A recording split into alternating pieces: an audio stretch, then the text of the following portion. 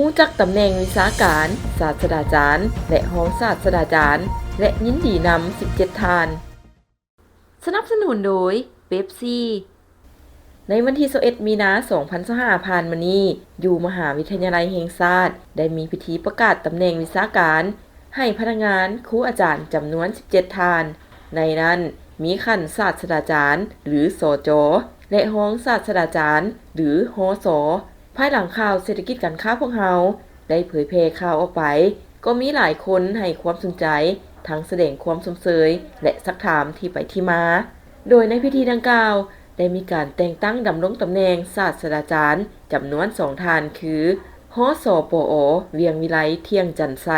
เป็นศาสตราจารย์สาขากฎหมายอาญาและแต่งตั้งท่านหสปอดีซานุราชแสนดวงเดชเป็นศาสตราจารย์สาขาประวัติศาสตร์การพัฒนา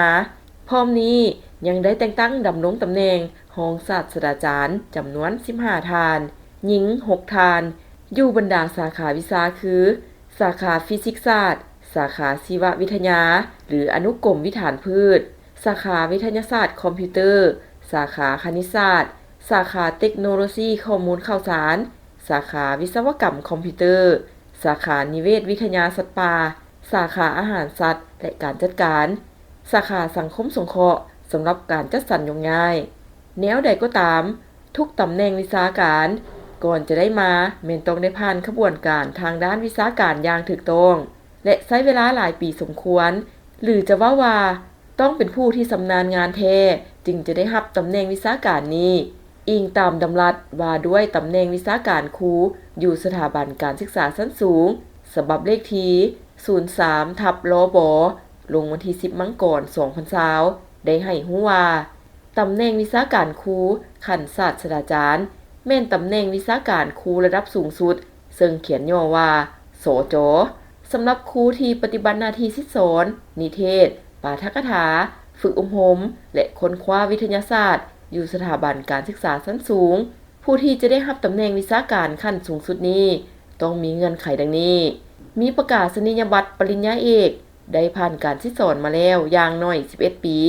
ดำรงตำแหน่งรองศาสตราจารย์ในสาขาวิชาเดียวกันมาแล้วอย่างน้อย4ปีเป็นผู้ที่มีความรู้ทางด้านสาขาวิชา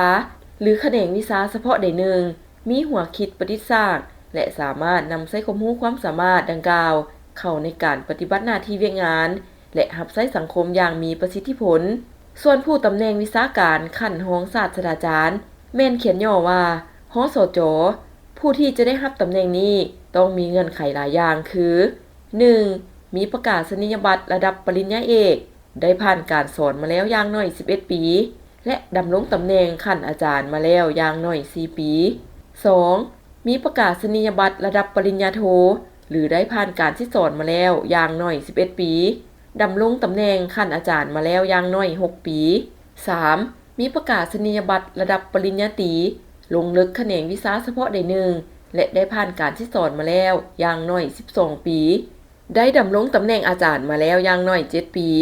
นอกจากนี้ผู้จะได้รับตำแหน่งรองศาสตราจารย์ยังต้องเป็นผู้ที่มีความรู้ความสามารถทางด้านวิชาการในสาขาวิชาหรือแขนงวิชาเฉพาะใดหนึ่งมีหัวคิดประดิษฐ์สร้างและสามารถนำใช้ความรู้ความสามารถดังกล่าวเข้าในการปฏิบัติหน้าที่เวียกงานและรับใช้สังคมอย่างมีประสิทธิผล